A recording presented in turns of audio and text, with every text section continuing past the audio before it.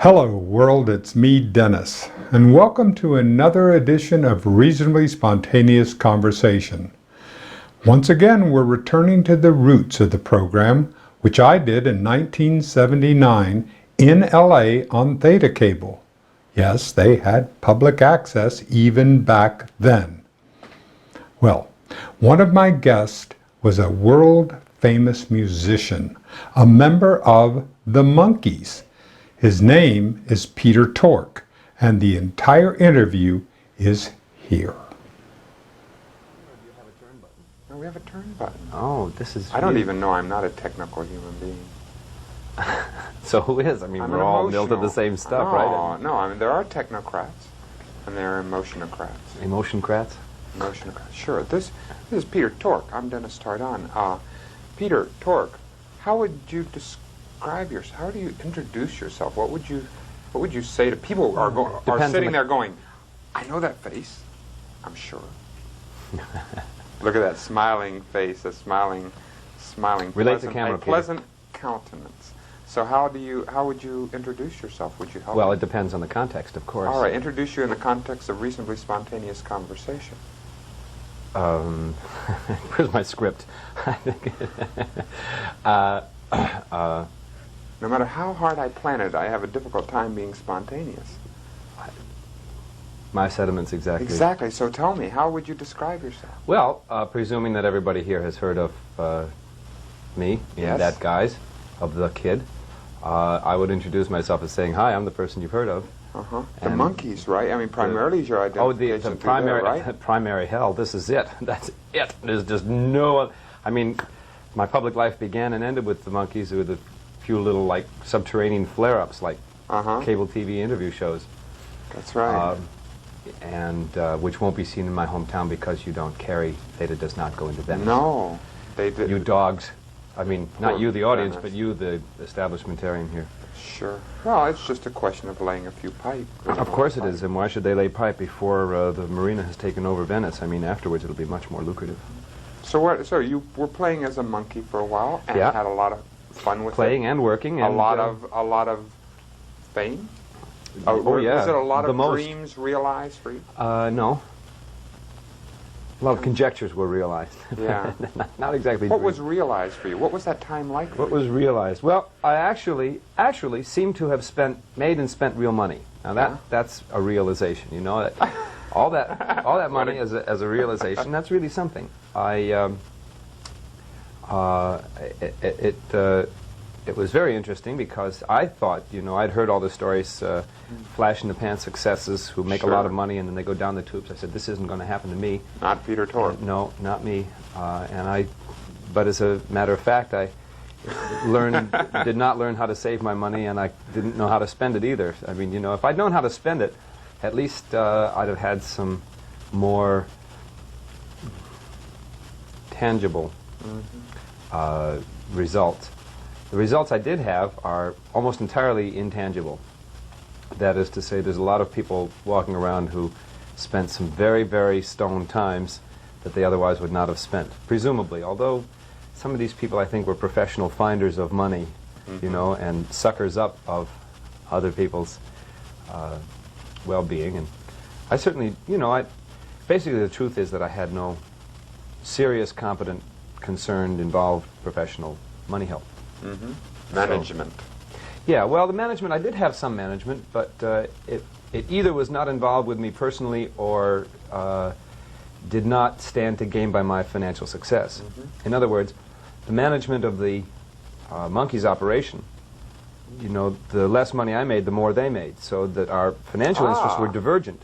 Of course, every penny they paid me came out of their pocket, right? Divergent hell. They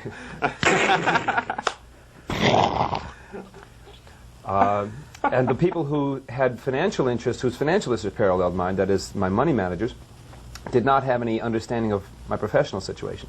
They were a good and a competent crew, and I don't have too much to say against them, except that they did not know how to cope with the flash-in-the-pan type of success. They were accustomed to dealing with people who had made their money long and slow and hard over the long haul. Yeah.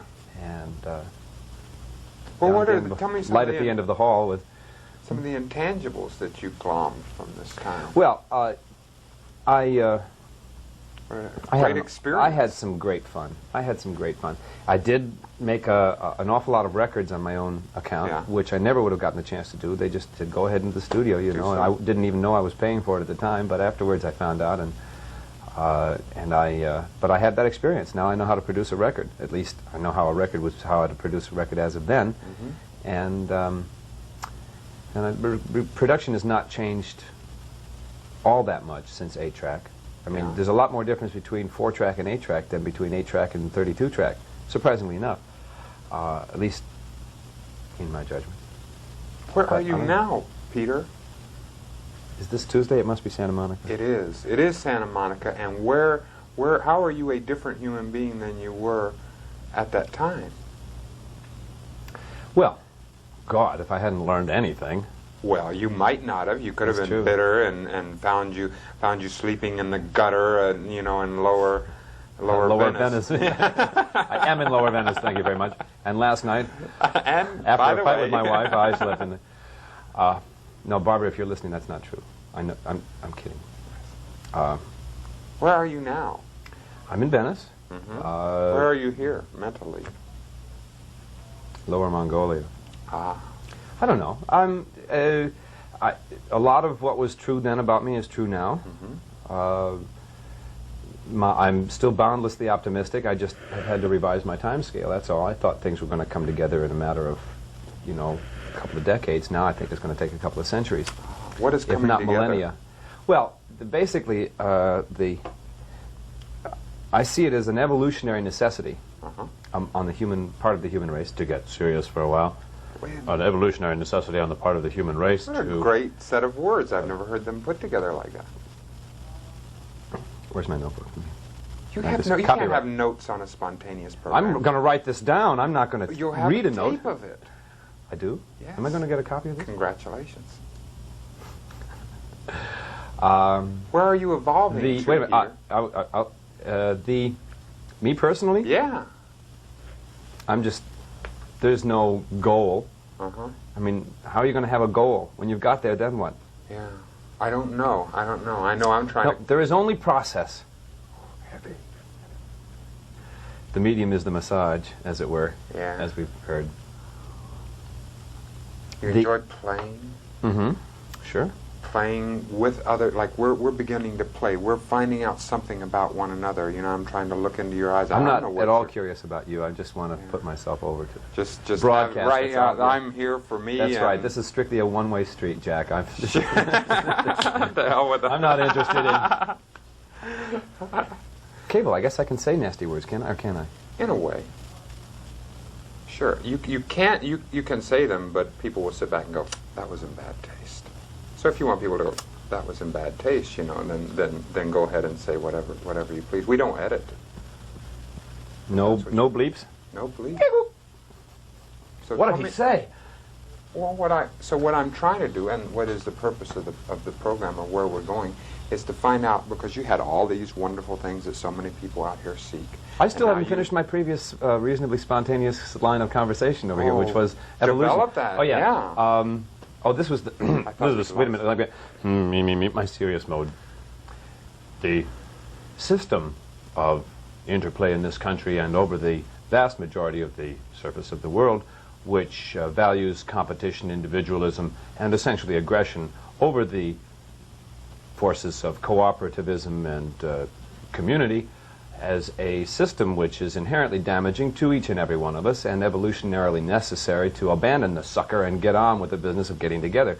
Because, as I once said in a reasonably spontaneous mode, we have to stick together or we're all going to come unglued together. Well, I sure followed those last 8 or 10 words for sure. And so, Capitalism is on the way down. Socialism and communism is the only conceivable way that we're going to be able to get... No, don't use those words. Communityism. Cooperativism. These are the things. Basically, capitalism and fosters aggressiveness. And I is love based on... capitalism. Suit yourself, Jack. No, in one sense, I want to discuss this with you. What an interesting... Are you lens. playing devil's advocate? No, I'm playing mine in the sense that I say that whatever the market will bear. Yes, I did touch you. That's all right. whatever the market will bear, pay a price for it. So I'm happy Lovely, with but that system. you think so, but I mean, I see that you have, you know, jeans and a clean pressed shirt, and you're sitting and you're... I live in a nice glasses, home, that's I'm right, warm, that's right. I'm nourished. And now here's the situation.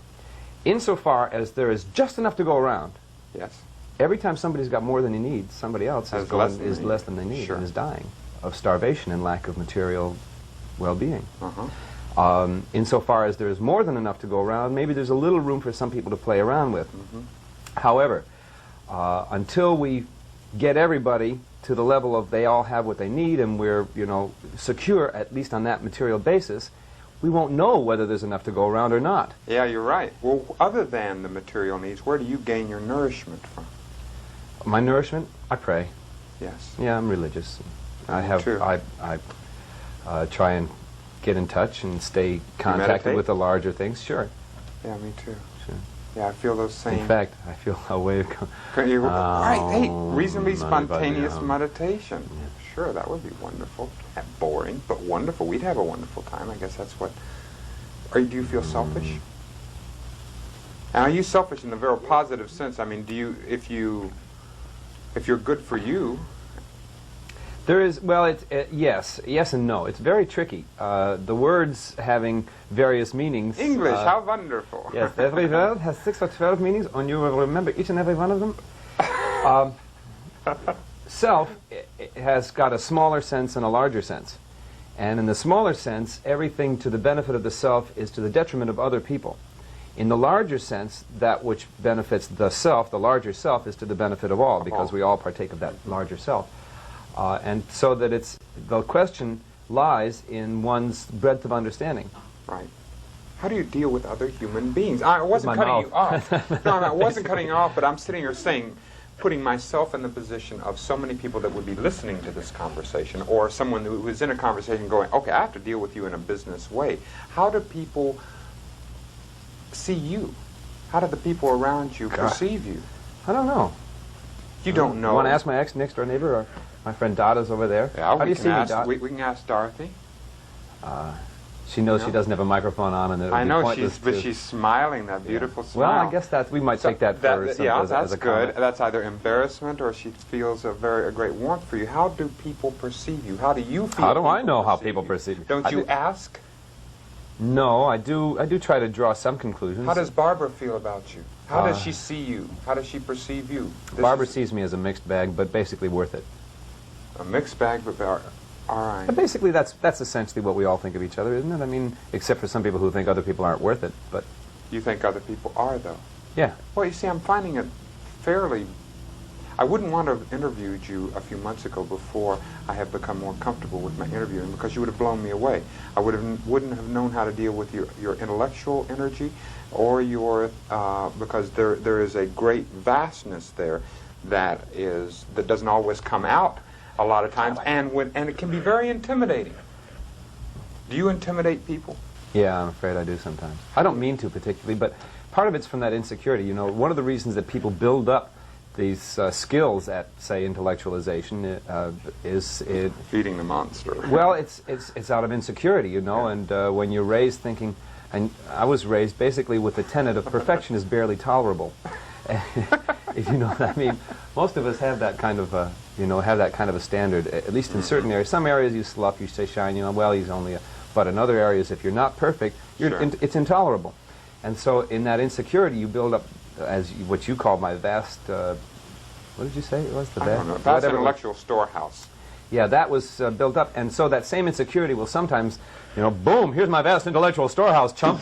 I'm sorry. You know, so people will get into people will, you know, Jesus, what a weirdo. I mean, this fellow said, penny wise and what is that? I said, penny wise and pound foolish. He said, yeah, I knew you'd know that.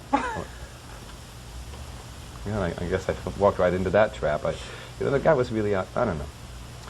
So, yeah, sometimes I'm sure people do feel intimidated, but obviously that's not my point. I have no innate desire to blow people away. I get a lot more understanding. I mean, when I'm laughing with people, that's basically my I felt feedback. that. I felt that you came in here to laugh and came in here to play. Have you been able to achieve a balance between the two? It's coming together. Isn't that wonderful? God, that's Magnificent. exciting. Yeah, that's something. Is it coming in your writing? Well, I don't know. I haven't written anything. Well, I mean, you wrote I listened to your biography, your autobiography, this little bio that you had, and there was some places in there. But still, I can see by this, it doesn't give me the picture of where you are. You were very guarded in this. You wrote this, but yet you were very guarded in what you were. Yeah, well, I didn't want to make. I mean, if I'd got loose, everybody would have said. I didn't want to write essentially an advertisement for myself. I wanted to be straight ahead. Yeah. You know, here's a bio, and you know, what am I going to do? Basically, people write their own bios. Essentially, nobody writes other people's. I mean, you may get a publicity agent, but the essence is to get the facts as the person himself wants to say them. And still, you don't want to go blowing your own horn to such an extent that people go, God, this guy's never going to make it. Look at that swelled head on this cat. Mm-hmm. So, what will be making it for you? Oh, professionally? Yeah. Modest little career, enough to keep my act together. Put a little away for the rainy day. Yeah, I don't expect or need anything similar to the last time around. I hope to be able to perform, since it's one of my favorite pastimes. Great. Essentially, concert tours, records, parts on TV shows. I don't need to be Robert Redford. I mean, Robert Redford is not. I mean, Robert Redford, he wants to be, obviously, or he'd quit being. But essentially, I know somebody's got to be Robert Redford. Yeah, right. And I mean, from my own big deal. No, they don't. I mean, if he wants to be the slot open for a Robert Redford, and he's filled it so well. I'm not sure. Well, I think well, who knows? Listen, that's a whole other matter. That's one for beers late at night. All right. Well, so I ask you, where will? What? Train of thought just left the station without me, and I was left standing on the platform. No, there's no station breaks. We just go right through. This station may break. Success is what I was talking about. How wonderful it went into reverse and came back for me. I thought of a license plate. S-U-X-S. Success. Success. It's obscene, but it's funny. Anyway, success. Success for me is getting. As a matter of fact, what's preventing you from realizing? That was it. What is preventing you from realizing these things right now? I see the intellectual capacity. I see you probably play and sing very well. And I remember. I was going to bring my guitar. Yeah. So tell me what is preventing this from happening right now?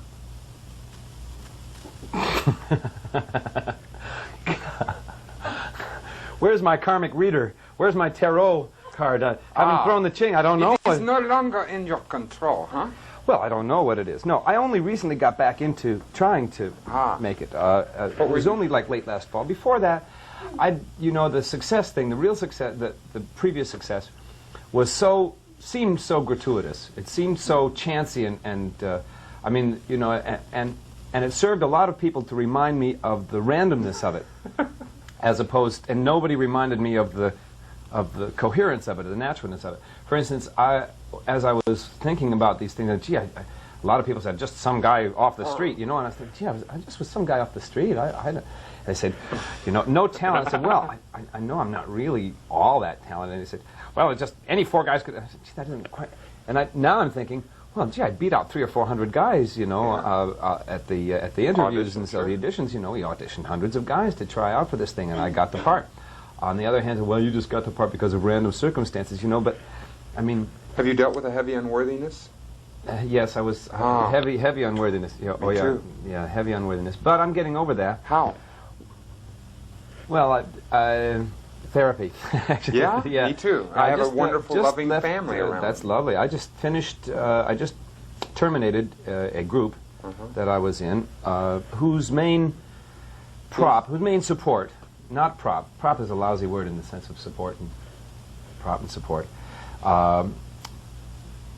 The support was that people, and listen, you out there watching, Mr. and Mrs. America, the vast majority of people in the country today believe themselves to be inherently, deeply, uniquely, and rarely flawed.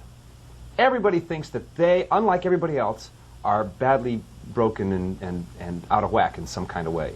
Where The did physiologically... you get this piece of information? The group. Everybody walked into that group. Everybody in that group was unique, rare, specially, had their own strengths and their own humanity. And in the sense of that group, the beauty of a group like that, and I don't think you need a professional therapist. The Monkees? No, I'm talking about my therapy groups. Okay. Root 'em. The Monkees were no kind of support group. Okay. I mean, they were a Okay, mixed I'm bag. sorry. Any four I need to be in the same mode you are. Well, That's all. please Great. check me out if we're not communicating. All right, we're then- talking about the group right here. The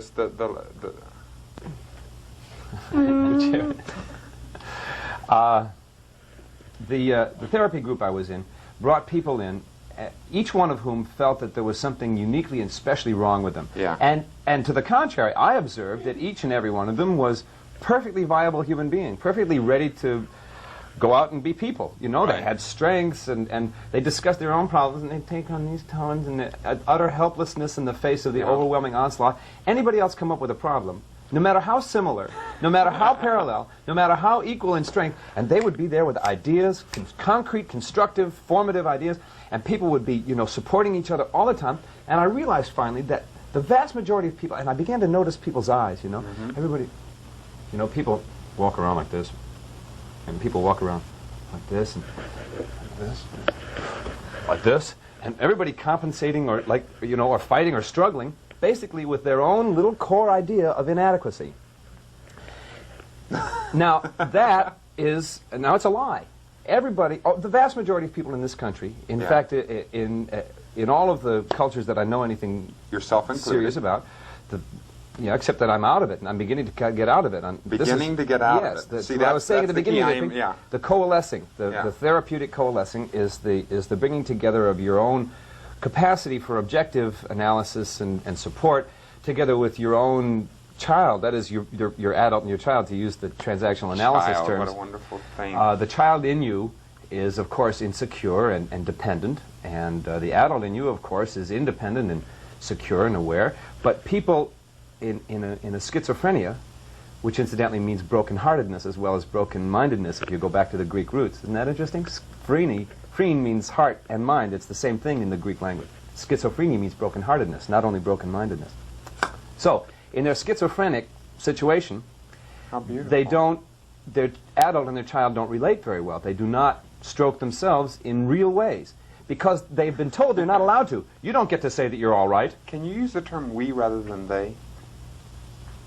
Well, I'm beginning to come together. I'm talking about but the, you are the people beginning. who... I realize that, but Okay, I all right. more By all means, because Doctor. Let's they go on. almost puts them out of the room, and we're in a different place. But I just Okay. need that for me Sure. because I do this interview for me. Right on, primarily. right on. Orale. Let's struggle forth.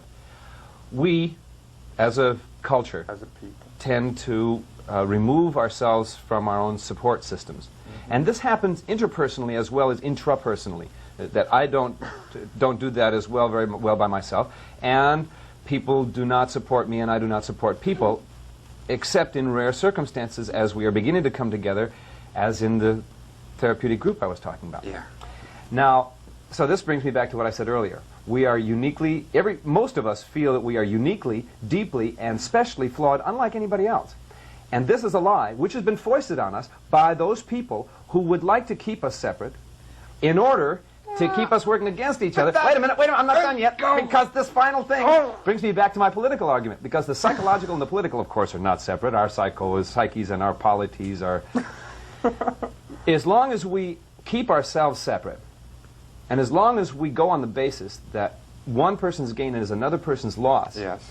we are going to go on a basis where we are going to regard that as true in the national economy, too. But the converse is truer. That is, that as we shift over to a cooperative, where working together is the main emphasis, and individual effort is the lesser emphasis, we will all gain much more rapidly. And that is why I promote the communityist and cooperativist systems as opposed to Wonderful. capitalist. Thank Thank you. End of speech. And I am very glad to know that there is someone out there, yourself, promoting that position and promoting that place, because it's a wonderful place to come from. And I understand it. All I am saying, my point of view, and it is not at all from a different place. I think it's another spoke of the same wheel, is that there isn't someone out there, there isn't a they out there that has their act together so well. They're sitting up there going, I'm going to pit them against them. No, you're quite right. And they don't know psychologically. They don't sit up there and go, Gotcha. I have it all together. Right, gotcha. Well, in the sense that they're wrong, because anybody who says, I've got it all, I've got mine, Jack, Yeah. you know, and screw you, Sure. is essentially We'll saying fall. we're broken apart. We are a Yes. broken people, and it's eat every man for himself in this dog-eat-dog world. That's the theoretical basis. And that system has to fail. Must it has fail. a Must fail. built-in failing system. Marx said it. Well, I say it. You and I are saying it. Hitler fell, Nixon fell. Anytime that something like this comes in, it's automatically a built-in failure to it. I mean, it's almost an automatic cleansing process. The Yes, ocean I agree. disperses the oil slick and eats it back up. Yeah, but except that the. Well, I know All that right, that then I was won't go an into that. incredible. I won't go into that one. You know, but I'm still saying so far we've done it, even though we've done punishing things to Mother Earth. Yeah. You're right. There is no individual saying, "Let's you and him fight." Right. But there is. I mean, some people do actually say this, but there still isn't anybody saying this. Now, let me try and explain this, Mr. and Mrs. Thea, cable watcher. Who is that out there? I mean, we don't know, but I have a feeling I'm watching that on more the like. monitor. Well, I've noticed you watching you on the monitor. It's one of my favorite pastimes. Yeah. How do you enjoy looking at? Yeah. Interfering with the little orthicon What's an orthicon? device. That's what a television set is all about. Oh. Orthicon tube is the actual. How do you, when you see yourself, and lately I've been looking in the mirror and seeing a different person that I've never seen before, which is an interesting thing for me to look at, and you're seeing a lot of things happen inside of you now? Mm-hmm. So, I don't see it so much How when I old look a in the person mirror. are you? How old a person am I? Yeah. I love this one. 62? 62. You 28? don't look. No, I don't. Oh. Do you want the truth? Yes. 37. 37 years old. 37 years old. Isn't it time you settle down? Yeah, stop this goofing about. How old are you already? Oh, God. I'm 31. So were you political during that time? Would it have hurt you? Oh. Apparently, I don't know. I have only got their word to go on. They said that essentially, I mean, the first interview I had, I said the Vietnam War has got to be stopped and Johnson's wrong, and the producers were on me like a ton of bricks, and they insisted that I call the reporter and ask her to, you know, to downplay that as much as she could find it. And so what they said was essentially some relatively controversial remarks were greeted with hysteria. No, she didn't say that. But, there was some mild comment to the effect that Peter's remarks were frowned upon. Who do you listen to musically? Who are the people that touch your particular strings or harmonics within you? Yeah. I can't believe you're having a difficult time with that question. Isn't it amazing? It I is. don't listen to music much. I put on the radio. That's like a writer who doesn't read. I've never heard of one. Well, but And you want music to be. yeah, what do you do? What do you do with your writing when you're reading? I mean, how much time do you spend writing, and as opposed to reading, you split your time half and half? Right. So who do you listen to? What does something for you? The other day I put a record on. The first time.